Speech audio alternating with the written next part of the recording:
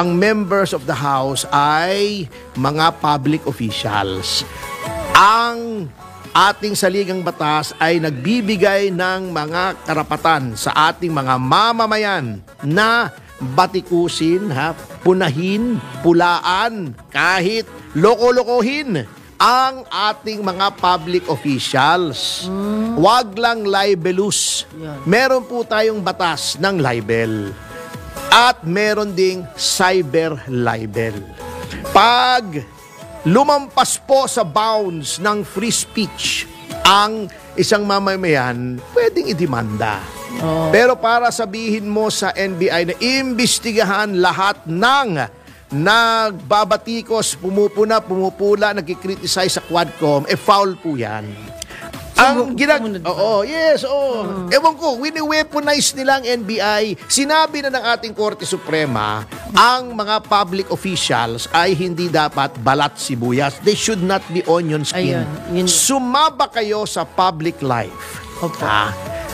Kayo ay dati pangkaraniwang mamamayan. Kumbaga sa kwan hindi kayo napapansin, nagpapansin kayo. Tumayo kayo. Nagpa-cute kayo, nagpasikat kayo, pinromote nyo yung sarili nyo bilang isang magaling na public servant. Tumakbo kayo sa eleksyon, nangampanya kayo, umikot kayo, kinamay-kamayan nyo yung mga tao, lumalabas kayo sa TV, sa radyo, sa social media, sa mga digital platforms. Naniwala na kayo ay magaling, nilukluk kayo sa mababang kapulungan bilang representante. That is the price you pay. Talagang pupunahin at pupunahin kayo. Parang boksingero yan Hindi ka pwedeng maging boksingero. Hindi ka pwedeng tumungtong dun sa ring at ayaw mo masuntok. Lalo na kung ang Quadcom, panay ang suntok. Panay ang banat nyo kay Pangulong Duterte, sa mga witnesses, pinakukulong nyo. Talagang pupulaan kayo dahil criticism of the official acts of public figures ay part and parcel ng demokrasya. Yan ay kasama sa checks and balances. Yan ay deterrent. Yan ay para mapigil ang yung tinatawag na abuso. Sapagkat may pumupuna. Kanya nga po, ang tawag sa media ay fourth estate. Sapagkat yan ang pumipigil.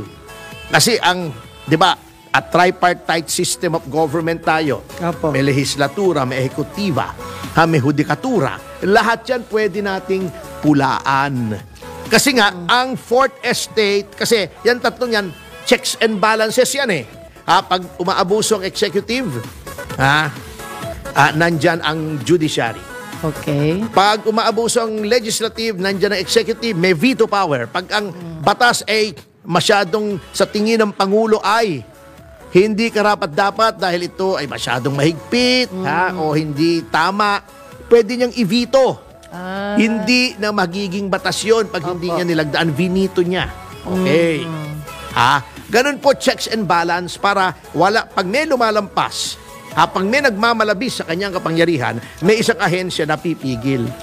Pero paano pag hindi ganon ka-epektibo ang pagpigil? Sapagkat kung ikaw po, katulad ng ginagawa namin, pag may abuso ang lehislatura, kami po ay pumupunta sa judiciary. Pero, siyempre po, kailangan ng due process, kailangan ng hearing, hindi naman natin nasisisi ang judiciary. Medyo hindi po ganun kabilis ang remedyo sa judiciary.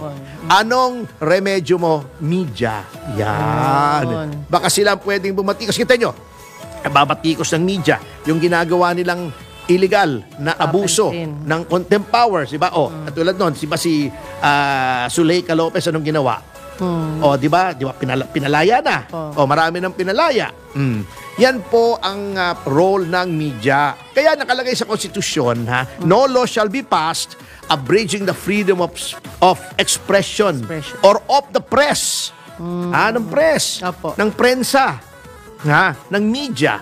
or of the right of the people to peaceably assemble, to petition the government for redress of grievances. Ano pang hindi pwedeng pigilin? Yung pagtitipon-tipon ng mga tao, katulad ng mga pulis, hinaharang yung mga tao sa EDSA. Hindi naman pala nananakit, ano? Alin? Yung nagkagulo nga, saan ba yun? Hindi, yun yung Menjola mga leftist organizations, yung mga iba tinatawag, yung iba siguro ron, Communist Front Organization, yun na nakipagbugbuggan sa pulis. Opo. Yung mga pro-Duterte ay maayos naman. Hanggang sigaw-sigaw lang yun. Ganun po yun, hindi nyo pwedeng pigilin yung. Kaya nga, sa ating bansa, may tinatawag na freedom parks, katulad ng Liwasang Bonifacio. Opo. May batas po tayo dyan tungkol sa freedom parks, hindi mo na kailangan ng permiso. Sapagkat when you ask for permission, to that extent, nakokontrol ang iyong freedom to assemble. O freedom of assembly. Yan. Okay. So, yung ginagawa mo, Mr. Barber, bawiin mo na yan, ha? Baka mawala ang bilib sa iyo ng maraming tao. Hindi lang naman ako bilib sa iyo. Pag may nakakausap ako, ang laging sinasabi, si Barber ang pinakamaayos dyan. Pinaka-decente dyan, hindi nang aabuso, mahinahon lang. Pero yung sasabihin nyo, kasi natatawa nga ako Alam mo, Jubes, Opo. minsan yung mga tao na nabibigyan mo ng poder, akala mo, mga Diyos-Diyusa na sila Eto example. Noong ako ang abogado ni Dargani at saka ni Lincoln Ong dun sa Farmally. Kay kamakailan lang ito. At ang chairman ng Senate Blue Ribbon Committee ay si Gordon. Okay. Sinabi ko, kinriticize ko ang Senado, sabi ko ito'y kangaroo court. Bina-violate yung mga rights ng kliyente ko. Akala mo, sabi ni Gordon, binabastos mo yung committee. Pwede kang i-cite in contempt. Sabi ko, go ahead. Pero basahin mo muna, mag-aral ka muna doon sa ibig sabihin ng contempt powers ng Senado o any of its committees. Ang contempt power po ay nandoon sa Constitution at saka nasa Senate rules ninyo. It should have been committed within the halls of the Senate. Pinatawag ka roon, dumalo ka, may ginawa ka na sa tingin nila ay contemptuous, iko-contempt ka. Hindi naman ako nasa Senado. Nasa labas ako. Hindi nyo ako resource person. Hindi nyo ako witness. Nasa labas ako. I was exercising my right to free speech. Tinawag ko kayong kangaroo court. Kahit gaano kasakit sa inyo yung sinabi ko, ay hindi pwedeng contempt. Kung tingin nyo libelous, demanda nyo ako ng libel. Dinidreer ko siya. Demanda mo ako ng libel. Contempt. Di go ahead. Di magmukhang engot ka dyan. Pinapakontempt mo yung taong wala naman not before. It should have been that contemptuous act should be committed before or so near the committee para ito ay hindi respetuhin. Dinidreer ko siya. Sabi ko, buwan-buwan, sinasabi ko yan sa X, yung Twitter pa dati. Gordon, kailan mo ako di-declare in contempt? Gordon, pinapaalala ko sa iyo, di ba may banta kang i-declare mo ako in contempt? Declare mo. Hindi niya ginawa. Siguro nahimasmasan siya o na may nag-advise sa kanyang abogado, hoy, declare mo in contempt yan, tatawanan ka. Papa-aresto mo ako for exercising my freedom of speech. Go ahead, pa-aresto mo ako. Di lalabas ka, tawa ka. In the same way na, yung Lincoln Ong, nung dinesisyonan ng Supreme Court, sinabi, mali si Gordon sa pagpapakulong sa aking kliyente. Di tama pala ako all along. Ginawa na naman to ni Congresswoman Luistro. Meron pa siyang mga threat na, yung mga atake ni Atty. Topacio against the Quadcom shows that he's disrespecting. Parang sinasabi niyo, pako-contempt kita. Di pa contempt mo. Wala kang karapatan. Wala kayong poder magpa-contempt sa criticisms against you. Now, knowing that, siguro, ang tagal nila bago maintindihan yan, Abogado pa naman si Luistro, medyo matagal. Akala kasi nila yung power nila absolute Sila yung hari ng Pilipinas. Parang lese majeste. may lese maheste law kasi, Jubes, Opo. sa ibang bansa. At tulad ng Thailand. Yes. Ang Thailand, may batas. Pag inupasala mo, alam ba nila kung anong ibig sabihin ng upasala? Yung ininsulto mo, Okay. ang hari, ang reyna, members of the royal family, pwede kang ipakulong. Ngayon. Sa England, meron din kasi yun naman mga bansang yun, may monarkiya. Opo. May hari doon di ba? King of Thailand. Ang King of Thailand is a sovereign. Makapangyarihan ng King of Thailand. Oh. Ang UK ay constitutional monarchy na. Kanya, hindi na nila ginagamit. May batas. Opo. May batas doon, pero yun ang tinatawag sa common law country na dead letter law. Opo. Ibig sabihin, hindi na ginagamit yon. Ayun. Kaya dead letter. Common law country po kasi ang UK. Okay. In a civil law country like the Philippines, walang dead letter law. Ibig sabihin, in the sense na basta nasa statute books yung batas, hanggang hindi nire-repeal yan ng lehislatura, yung batas na yan ay pwedeng ipatupad anytime. Ayun. Kaya minsan, Kenkoy, alam mo ba sa revised penal code, criminal tayong lahat.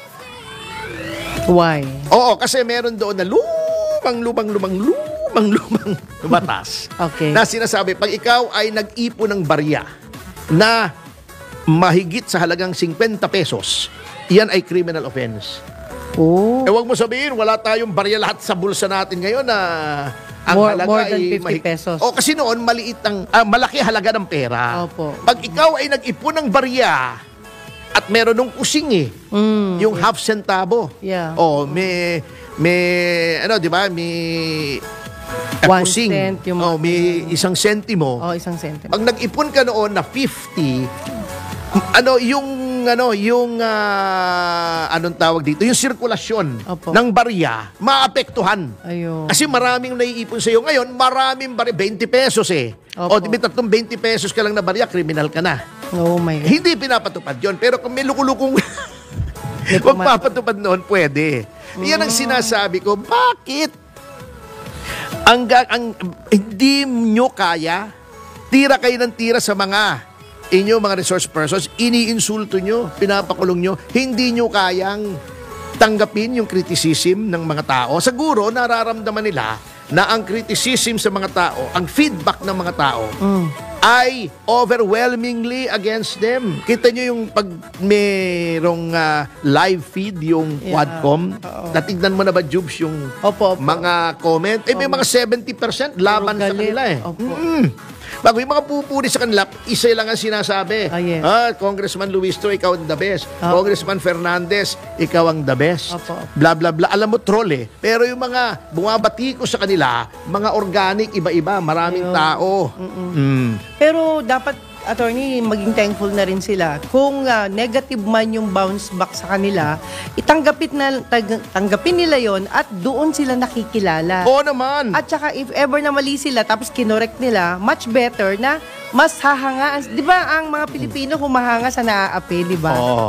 Mas lalong tumataas yung rating ng nagkakamali pero inaamin mo. O dapat nga magpasalamat Dapat sila ganun Before the Quadcom, sino Yes. man nakakilala kay Luistro, kay Adyong, kay Suarez, puro non-entity yan O, si Abante. O, si Pasensya Paduano. na, talagang hindi ko kilala. O, hindi mo kilala yan O. Si Adyong.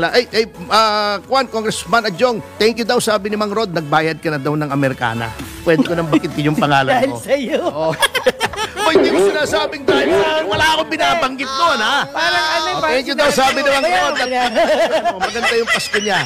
At umorder pa rin ako ng mga Amerikanang katulad ng sayo. O, diba? Idol ko siya. Ayan, attorney, yun yung magandang sample na although ang dating ay negative, pero naging positive dahil nagkaroon ng outcome na tama. Yun. That's good enough. Yan, nakakatuwa yung mga ganyan. Sayang, kaibigan ko pa naman ang tatay ni Congressman Barbers. Ganun ba? Opo, that time kasi si James Barbers, right? Oo, kaibigan ng tatay Ako'y ko rin miyembro yan. po ng, pero ako, young member ako ng NGO niya. Pero sana hindi totoo yung sinasabi ni Congressman Barbers Yeah. na wine-weaponize niya yung NBI para hibulin yung mga vloggers. Sana, eto lang bago tayo mag-break, eto Opo. lang ang sanang wish ko. Sana yung sinabi ni Congressman Barbers ay hindi totoo. Sana kwentong barbero lang. Yeah, Kasi baka barbers troll lang yun. Oo. O ano, Mr. Barbers. Congressman Barbers. Kung maririnig mo itong mga pinagsasabi ni Atty. Topacio, tiyak na magigising ka sa iyong mahimbing na pagkakatulog.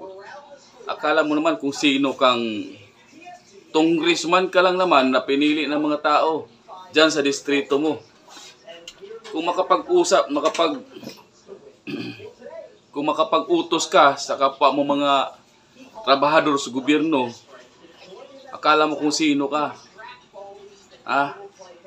Bakit wala na ba talaga kaming karapatang magpaliwanag? Maglabas ng aming sama ng loob dyan sa pinagagawa nyo dyan sa House of Crocodiles? Kayo na lang ba ang pwedeng manuntok? Kami hindi pwedeng manuntok sa inyo? Kayo lang ba ang pwedeng bumatikos sa mga kalaban nyo sa politika? Kaming mga mamamayan na nakakapanood sa mga pinaggagawa nyo, hindi pwedeng mag-komentaryo sa mga pinaggagawa nyo. Sumusobra na kayo eh. Sobra na yung pinaggagawa nyo sa mga Pilipino. Sobra na kayo sa pinaggagawa nyo sa mga Duterte. Sa dinami-dami dyan, ng naging opisyal ng gobyerno, sa dinami-dami dyan na nagkaroon ng pagkakamali dyan sa pagtatrabaho sa gobyerno, sa dinami-dami dyan na may confidential funds, bakit sa mga Duterte lang kayo nag-iimbestiga? Sa dinami-dami dyan ng nabiktima ng mga drug addicts, bakit yung extrajudicial killings lang ang tinitingnan yung mali? Paano pala yung mga pulis na mga pinatay ng mga nanlaban sa sa giyera kontra droga? Yung mga civilian na nabiktima ng mga addict. Paano yun? Bakit hindi kayo nag-iimbestiga? Bakit yung pamilya Duterte lang ang gusto niyo imbestigahan? Kala mo kung sino kang ang dumi nga ng pangalan mo eh. Mayroon nga akong nabasang balita sa galing sa lugar nyo eh. Na di umano, sangkot kayong magkakapatid sa illegal drug trades. Tapos, di umano, yung hotel nyo dyan, ginagawang drug din. Ayon sa balitang nabasa ko Kaya huwag kang magmalinis. Kung ayaw mong punahin ka sa pinagagawa mo bilang public servant, mag-resign ka dyan. Huwag ka nang umupo dyan. Umalis ka dyan. Lahat kayo dyan. Kung nasasaktan kayo sa pagbatikos namin mga Pilipino, namin mga vlogger, umalis kayo, magsilayas kayo dyan. Dahil natural lang na batikusin kayo dahil ang pinagagawa nyo wala na sa hulog. Maling-mali na. Bakit wala ba kaming karapatan bilang isang mamamayang Pilipino? Kayo lang ba ang may karapatang manghusga ng tao? Mag-persecute ng tao? Niluloko nyo kami.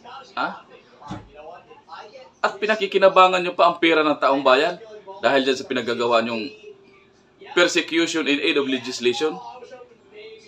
Niluloko nyo na kami. Kaya umayos kayo.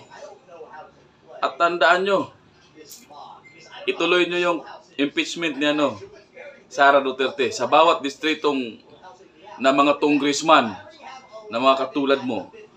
Mag-aalsa ang bawat Pilipino. Tingnan nyo. Pag itinuloy nyo yung impeachment kay Sara Duterte. Sa ngayon nga lang, si Sara Duterte na lang nakikita naming nagtatrabaho ng maayos din sa gobyerno. Gaganyanin nyo pa. Pagtutulungan nyo pang sirain yung pangalan. Sirain yung dedikasyon niya sa pagsiservisyo sa taong bayan.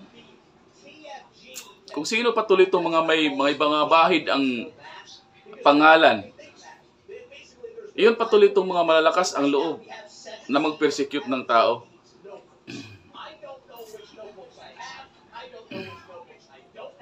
Marami kayong nagawang batas dyan sa ginawa nyong in aid of hearing, in aid of persecution.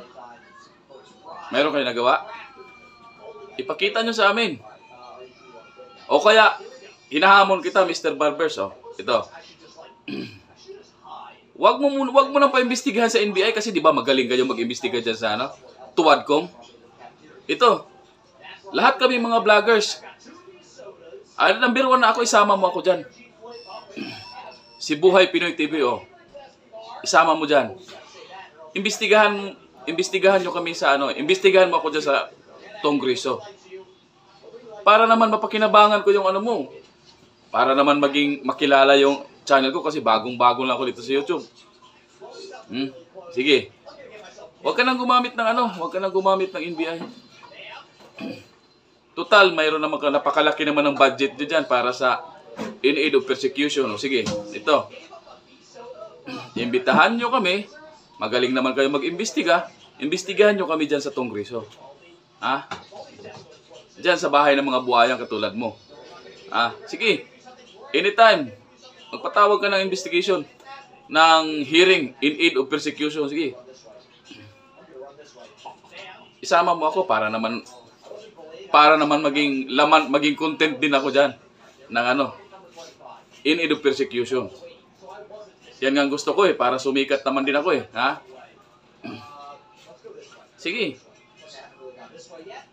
Ano? Buhay Pinoy TV ang ano ha? Call. Okay. Pero panoorin mo tong video ni ano ha? Kasi hindi lahat ng mga Pilipino ay mangmang sa batas sa human rights, lalong-lalo na sa Bill of Rights ha. Hindi lahat ng Pilipino ay mangmang. Kaya mag-ingat ka rin. Ha? Pero yung hamon ko sa'yo, huwag ka munang gumamit ng NBI kasi magaling naman kayo mag-imbestiga. Imbestigahan nyo na lang kami. Lahat ng vlogger na sabi nyo ay sumisira sa Tuwadcom. Sige, imbestigahan nyo kami dyan sa Kongreso. Anytime, ipatawag nyo kami. Ha? Pero panoorin mo itong video. At pag napanood mo itong video, huwag mong kalimutang mag-like, mag-share, at isubscribe mo na rin ako. At pinutin mo na rin yung notification bell ha, Mr. Barbers, para makatulong ka naman sa isang mahirap na tulad ko. Ano, Lel?